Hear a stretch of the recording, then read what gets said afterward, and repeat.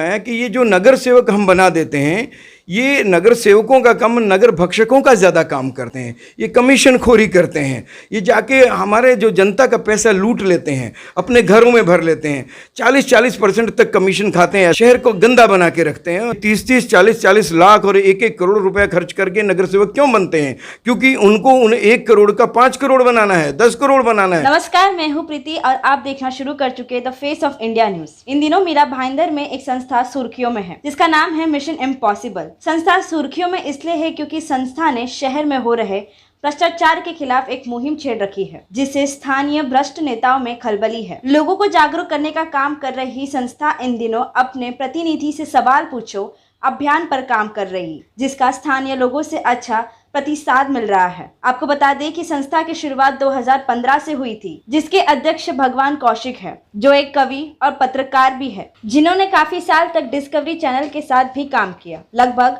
12 बरस से मीरा भाईंदर की राजनीति में सक्रिय भगवान कौशिक अब एक बड़ी पारी खेलने को तैयार है। तो आइए सीधे आपको कौशिक जी से रूबरू करवाते हैं और जानते हैं मिशन इम्पॉसिबल की भविष्य की क्या रणनीति है। सर, सबसे पहले आप बताएं कि मिशन इम्पॉसिबल है क्या? मिशन इम्पॉसिबल एक एनजीओ है और आप जैसा कि जानते हैं मिशन इम्पॉसिबल मीन्स होता है कि जब हम कोई इम्पॉसिबल मिशन हाथ में लेते हैं, उसमें हम साथ में टैगलाइन लिखते हैं मेक इट पॉसिबल। हम एक मिशन इम्पॉसिबल हाथ में ले रहे हैं, उसको हम पॉसिबल बनाने के उसमें प्रयास में होते हैं। तो मिशन इम्पॉसिबल एक संस्था है जिसके तहत हम कुछ इम्पॉसिबल किस्म के मिशन हाथ में लेते रहे हैं और उनको हमने कामयाब किया है। तो आपने इसका नाम मिशन इम्पॉसिबल ही क्यों रखा है? क्योंकि हमें इम्पॉसिबल काम करने हैं। अच्छा, ये कब शुरू हुआ है सर? 2015 में। तो अभी तक आपने इसके तहत क्या क्या किया है काम?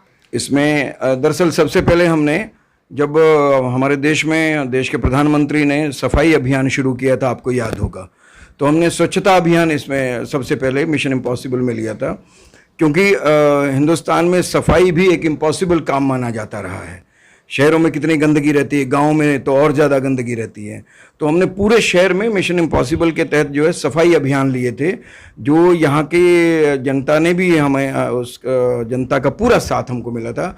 और जनता के साथ होने की वजह से जो यहाँ के कमिश्नर और उस वक्त मिस्टर हांगे होते थे, यहाँ के बाकी आरोग्य अधिकारियों ने उसको नोटिस किया और हमें उसमें सहयोग भी दिया यहाँ। और उसका हमारे जो मिशन इम्पॉसिबल के काम की गूंज जो है वो मंत्रालय तक पहुंची और वहाँ श्रीमती मनीषा महस्कर ने हमको, जब वो अर्बन डेवलपमेंट की सेक्रेटरी होती थी, वहाँ बुलाकर मिशन इम्पॉसिबल का सम्मान किया गया था। तो सर, अभी तक मीरा भाईंदर की बात करें, आपका नाम तो चर्चा में है, तो उसको देखते हुए कितने भ्रष्टाचार यहाँ पर मुक्त हुए हैं अभी तक? कोई ऐसी 5 बातें बताइए, क्या हुआ है, क्या सफल हुआ है इस मिशन इम्पॉसिबल? नहीं, मिशन इम्पॉसिबल ने क्या काम किए हैं वो तो एक तो स्वच्छता अभियान का मैंने आपको बताया। दूसरा जो है यहाँ कुछ एक आध समुदाय, जैसे उन लोगों ने मंदिर बना के कुछ ज़मीनें कब्जे में की हुई थी, वो ज़मीनें थी महानगर पालिका की, उनको रिजर्वेशन ज़मीन, रिजर्व ज़मीनें बोला जाता है, आरजी प्लॉट्स। तो एक प्लॉट ऐसा था जिसमें एक समुदाय विशेष ने कब्जा किया हुआ था, तो वहाँ मंदिर बनाया हुआ है, लेकिन हमने मंदिर का विरोध नहीं किया। जो बाकी जगह पर वो कब्जा कर रहे थे, उस ज़मीन को भी हमने, पार्क की वो ज़मीन थी, वहाँ हमने प्रशासन को मजबूर किया कि उसका पार्क बनाया जाए। और वो आज गार्डन आप देखना चाहें तो अगर वो गार्डन का जाके आप फुटेज ले सकते हैं। तो वो मिशन इम्पॉसिबल ने इस मिशन को पॉसिबल किया, क्योंकि उस वक्त यहाँ के विधायक और महापौर दोनों जो है उस समुदाय विशेष को फ़ायदा पहुंचाकर उस सरकारी ज़मीन को उनको दे रहे थे। हमने उसका गार्डन बनवाया, उनको मजबूर किया, गार्डन, वहाँ के लोगों ने हमसे संपर्क किया। तो एक तो हमने ये काम किया। दूसरा, एक और गार्डन हमने, जो कि सरकार बना ही नहीं थी, महानगर पालिका बना ही नहीं रही थी, संघवी नगर में, आज आप जाके देखिए वो गार्डन हमने बनवाया। ऐसे बहुत सारे काम है मिशन के, हम करते रहते हैं। तो सर, आप किसी पार्टी के सपोर्ट में है कि अकेले ये काम कर रहे हैं? नहीं, अकेला कोई नहीं काम कर सकता है। हमारे मिशन इम्पॉसिबल के बहुत सारे लोग हैं साथ में। इनफैक्ट शहर के जितने समाज सेवक हैं वो सब हमें समर्थन देते हैं। लगभग समाज सेवक हमारा समर्थन करते हैं और हम दूसरे लोगों के साथ जाके उनका काम भी करते हैं। और एक और मैं सबसे बड़ा काम आपको बताता हूं, जो आप 5 काम पूछ रहे थे, तो एक ही 5 कामों जैसा बता दूं कि यहाँ मिशन इम्पॉसिबल, हम कुछ संस्थाओं ने मिलकर, जिसमें मिशन इम्पॉसिबल का भी मुख्य भूमिका रही। ये जो आप देखते हैं मेट्रो ट्रेन पहले दहीसर तक ही पास की गई थी, दहीसर से आगे मेट्रो नहीं आ रहे थे। तो जब हमको ये पता चला तो हमने सरकार से लड़ाई लड़ी, यहाँ की जनता को साथ लिया। यहाँ के 5-6 NGOs, एक है जियो की आवाज़, एक जलधारा, मिशन इम्पॉसिबल और जन संग्राम, इस तरह के कई 5-6 NGOs ने मिलके एक अम्ब्रेला NGO बनाया जिसका नाम था नागरिक अधिकार मंच। तो नागरिक अधिकार मंच की छतरी के नीचे हम सब ने मिलके लड़ाई लड़ी, बड़ी लंबी लड़ाई लड़ी। मुख्यमंत्री तक पहुंचे, MMRDA के वाइस चेयरमैन तक पहुंचे। यहाँ के जो प्रतिनिधियों ने, यहाँ के विधायक और महापौर और यहाँ के सब नेताओं ने हाथ खड़े कर दिए थे कि नहीं, मेट्रो हमारा विषय नहीं है, मेट्रो यहाँ नहीं आ सकती। लेकिन हम लोगों ने इस इम्पॉसिबल मिशन को पॉसिबल किया। तो सर, ये इम्पॉसिबल मिशन है, वो क्या राजनीति में आने का तलाश कर रही है? नहीं, ये एक NGO है।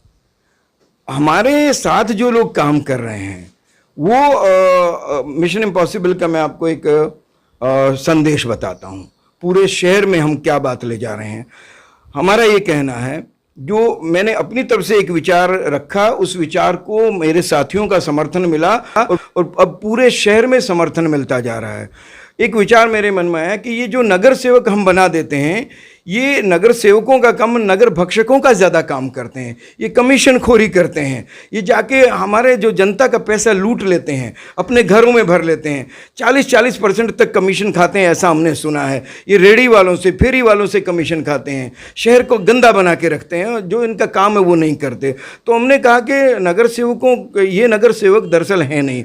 हमने ऐसे लोगों को जो तैयार करने का सोचा है जो वास्तव में समाज सेवक हैं, जो पिछले 5 साल से, 10 साल से, 15 साल से समाज सेवा कर रहे हैं, जो समाज में, और वो राजनीति में नहीं आना चाहते। उनको हम राजनीति में लाना चाहें तो भी आने को तैयार नहीं। तो ऐसे लोगों को मजबूर किया जाए, उनके जाके घरों में जाके निवेदन करके उनको राजनीति में लाया जाए कि आप लोग सच्चे नगर सेवक बन सकते हैं, और उनको तन मन धन से जनता उनका समर्थन करे और उनको नगर सेवक बनाए। ऐसे लोग जब जनता समर्थन करेगी तो उनको पैसे की भी ज़रूरत नहीं पड़ेगी। ये जो नगर भक्षक तथाकथित नगर सेवक हैं, ये 30-30, 40-40 लाख और 1-1 करोड़ रुपया खर्च करके नगर सेवक क्यों बनते हैं? क्योंकि उनको उन्हें 1 करोड़ का 5 करोड़ बनाना है, 10 करोड़ बनाना है। वो लूटते हैं इस शहर को, और ये शहर लूटा है, आप लोगों ने देखा होगा। तो ये बेसिक विचार है मिशन इम्पॉसिबल का, कि अच्छे समाज सेवकों को अच्छे नगर सेवकों के तौर पर सामने लाया जाए। सर, ये समाज को भ्रष्टाचार से मुक्त करने के लिए कोई फॉर्मूला बताइए जरा। कोई फार्मूला नहीं होता। भ्रष्टाचार कभी इस देश से खत्म ही नहीं हो सकता।